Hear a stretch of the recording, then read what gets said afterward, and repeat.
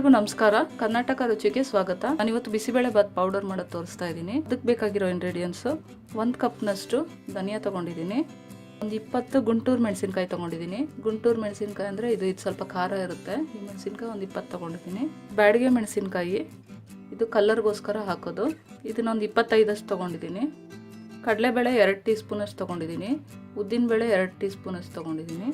ಮೆಣಸು ಒಂದು ಅರ್ಧ ಸ್ಪೂನ್ನಷ್ಟು, ಗಸಗಸೆ 2 ಸ್ಪೂನು, ಅರಿಶಿನ ಪುಡಿ ಅರ್ಧ ಸ್ಪೂನ್ನಷ್ಟು, ಮೆಂತ್ಯ ಅರ್ಧ ಸ್ಪೂನ್ನಷ್ಟು, ಸಾಸಿವೆ ಒಂದು 1/4 ಸ್ಪೂನ್ನಷ್ಟು, ಜೀರಿಗೆ ಒಂದು ಅರ್ಧ ಸ್ಪೂನ್ನಷ್ಟು, ಹಿಂಗು ಒಂದು ಅರ್ಧ ಸ್ಪೂನ್ನಷ್ಟು, ಮಸಾಲೆ ತೊಗೊಂಡಿದ್ದೀನಿ. ಇದರಲ್ಲಿ ಚಕ್ಕೆ ಒಂದು 3 ಪೀಸಷ್ಟು ತೊಗೊಂಡಿದ್ದೀನಿ, 3 ಇಂಚಷ್ಟು, ಲವಂಗ ಒಂದು 4, 2 ಏಲಕ್ಕಿ ತೊಗೊಂಡಿದ್ದೀನಿ, ಮರಾಠಿ ಮೂಗು ತೊಗೊಂಡಿದ್ದೀನಿ 3. ಇದು ಜಾಕಾಯಿ ಅಂತ ಸಿಗುತ್ತೆ, ಇದು ತುಂಬ ಚೆನ್ನಾಗಿರುತ್ತೆ ಸ್ಮೆಲ್ಲೆಲ್ಲ. ಇದರಲ್ಲಿ ಒಂದೇ ಒಂದು ಪೀಸ್ ಹಾಕ್ಕೊಳ್ಳೋಣ. ಇದು ನಾನು ಜಜ್ಜಿ ಇಟ್ಕೊಂಡಿದ್ದೀನಿ, ಈ ಥರ ಜಜ್ಜಿ ನಾವು 1 ಪೀಸ್ ಹಾಕ್ಕೊಂಡ್ರೆ ಸಾಕು, ಇಷ್ಟು ಹಾಕ್ಕೊಂಡ್ರೆ ಸಾಕಾಗುತ್ತೆ. ಇವಾಗ ಇದನ್ನೆಲ್ಲ ಹುರಿದು ಪುಡಿ ಮಾಡೋಣ. ನಾನೊಂದು ಬಾಣಲಿ ಇಟ್ಕೊಂಡಿದ್ದೀನಿ, ಅದಕ್ಕೆ ಒಂದೊಂದಾಗಿ ಹುರ್ಕೊಂಡು ತಗೊಳ್ಳೋಣ. ಫಸ್ಟು ಧನಿಯಾ ಹಾಕ್ತಾಯಿದ್ದೀನಿ. ಎಲ್ಲ ಸಣ್ಣ ಉರಿಲೇ ಹುರ್ಕೊಳ್ಳಿ, ಕೆಂಪಗಾಗಂಗೆ ಹುರ್ಕೊಳ್ಳೋಣ. ಈ ಧನಿಯಾ ಸ್ಮೆಲ್ ಬರುತ್ತೆ, ಅಲ್ಲಿವರೆಗೂ ಹುರ್ಕೋಬೇಕು. ನೋಡಿ ಧನಿಯಾ ಹುರಿದಿದ್ದಾಗಿದೆ. ಇವಾಗ ಹುರಿದಿದ್ನೆಲ್ಲ ಒಂದು ದೊಡ್ಡ ತಟ್ಟೆಗೆ ಹಾಕ್ಕೊಳ್ಳೋಣ. ನಾವು ಅದು ತಣ್ಣಗಾಗಬೇಕಲ್ಲ, ಅದರಿಂದ ದೊಡ್ಡದಾಗಿರೋ ತಟ್ಟೆಗೆ ಹಾಕ್ಕೊಂಡು ಇಟ್ಕೊಳ್ಳೋಣ. ಕಡಲೆಬೇಳೆ ಹಾಕೊಂಡಿದ್ದೀನಿ, ಇದನ್ನು ಕೆಂಪಗಾಗಷ್ಟು ಹುರ್ಕೊಳ್ಳೋಣ. ನೋಡಿ ಇಷ್ಟು ಹುರ್ಕೊಂಡ್ರೆ ಸಾಕು. ಉದ್ದಿನಬೇಳೆನೂ ಕೆಂಪಗಾಗಷ್ಟು ಹುರ್ಕೊಳ್ಳೋಣ. ನೋಡಿ ಇಷ್ಟು ಕೆಂಪಾದರೆ ಸಾಕು. ಉದ್ದಿನಬೇಳೆ ತೆಗೆದಿಟ್ಕೊಳ್ಳೋಣ. ಇವಾಗ ಗಸಗಸೆ ಹಾಕ್ಕೊಂಡಿದ್ದೀನಿ, ಇದು ಬೇಗ ಕೆಂಪಾಗಿಬಿಡುತ್ತೆ. 1 ಸೆಕೆಂಡ್ ಹಿಂಗೆ ಮಾಡಿದ್ರೆ ಸಾಕು. ಇದು ಮೆಣಸು ಹಾಕ್ಕೊಂಡಿದ್ದೀನಿ. ಇದು 1 ನಿಮಿಷ ಆದಮೇಲೆ ಜೀರಿಗೆ ಹಾಕ್ಕೊಳ್ಳೋಣ. 1 ನಿಮಿಷ ಆದಮೇಲೆ ಸಾಸಿವೆ ಹಾಕ್ಕೊಳ್ಳೋಣ. ಎಲ್ಲ ಸಣ್ಣ ಉರಿಲೇ ಹುರ್ಕೊಳ್ಳಿ. ನೋಡಿ ಹುರಿದಿದ್ದಾಯಿತು, ಇವಾಗ ತೆಗೆದಿಟ್ಕೊಳ್ಳೋಣ. ಮೆಂತ್ಯ ಹಾಕ್ಕೊಂಡಿದ್ದೀನಿ. ಮೆಂತ್ಯನ ಸಪ್ರೇಟಾಗೆ ಹುರ್ಕೊಳ್ಳಿ ಸಣ್ಣ ಉರಿಲಿ, ಅದು ಚೆನ್ನಾಗಿ ಕೆಂಪಾಗಬೇಕು, ಇಲ್ಲಾಂದರೆ ಕಸರೆ ಬಂದುಬಿಡುತ್ತೆ ಮೆಂತ್ಯ. ಹುರಿದಿದ್ದಾಯಿತು, ಇವಾಗ ತೆಗೆದಿಟ್ಕೊಳ್ಳೋಣ. ಇವಾಗ ಈ ಸ್ಪೈಸಸ್ ಎಲ್ಲ ಹುರ್ಕೊಳ್ಳೋಣ.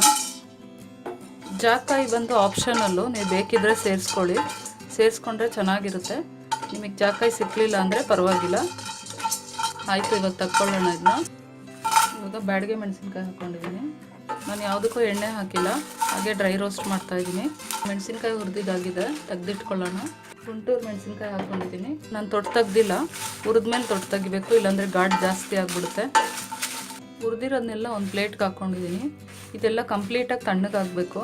ತಣ್ಣಗಾದ್ಮೇಲೆ ನಾವು ಮಿಕ್ಸಿ ಜಾರ್ಗೆ ಹಾಕ್ಕೊಳ್ಳೋಣ. ನೋಡಿ ಇವಾಗ ಇದು ಕಂಪ್ಲೀಟಾಗಿ ಫುಲ್ ಆಗಿದೆ. ಇವಾಗ ಇದನ್ನು ಒಂದು ಜಾರ್ಗೆ ಹಾಕ್ಕೊಂಡು ಮಿಕ್ಸಿ ಮಾಡ್ಕೊಳ್ಳೋಣ. ಇದು ಸ್ವಲ್ಪ ಇರೋದ್ರಿಂದ ಎಲ್ಲ ಒಂದೇ ಸಾರಿ ಸೇರಿಸ್ಬೋದು. ನೀವು ಇದೇ ಕ್ವಾಂಟಿಟಿಲಿ ಜಾಸ್ತಿ ಹಾಕ್ಕೊಂಡು ಮಾಡಿಕೊಂಡ್ರೆ, ನಿಮಗೆ ಜಾಸ್ತಿ ಪುಡಿ ಬೇಕು ಅಂದರೆ ಇವಾಗ ನಾನು ಹಾಕಿರೋದನ್ನೇ 2 ಹಾಕಿ ಮಾಡ್ಕೊಳ್ಳಿ.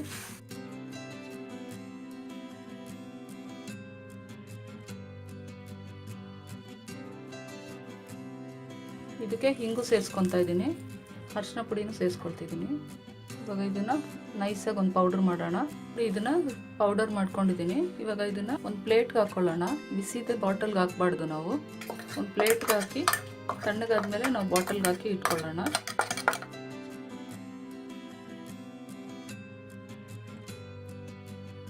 ನೋಡಿ ಬಿಸಿಬೇಳೆಬಾತ್ ಪೌಡರ್ ರೆಡಿ ಆಯಿತು. ಈ ವಿಡಿಯೋ ನಿಮ್ಗೆ ಇಷ್ಟ ಆಗಿದ್ರೆ ಕಾಮೆಂಟ್ಸ್ ಮಾಡಿ. ಇನ್ನೂ ಈಸಿ ರೆಸಿಪಿಗೋಸ್ಕರ ನನ್ನ ಚಾನಲ್ನ ಸಬ್ಸ್ಕ್ರೈಬ್ ಮಾಡಿ, ನಿಮ್ಮ ಫ್ರೆಂಡ್ಸ್ ಆ್ಯಂಡ್ ರಿಲೇಟಿವ್ಸ್ಗೆ ಶೇರ್ ಮಾಡಿ. ಬೆಲ್ ಐಕಾನ್ ಪ್ರೆಸ್ ಮಾಡೋದನ್ನ ಮರಿಬೇಡಿ.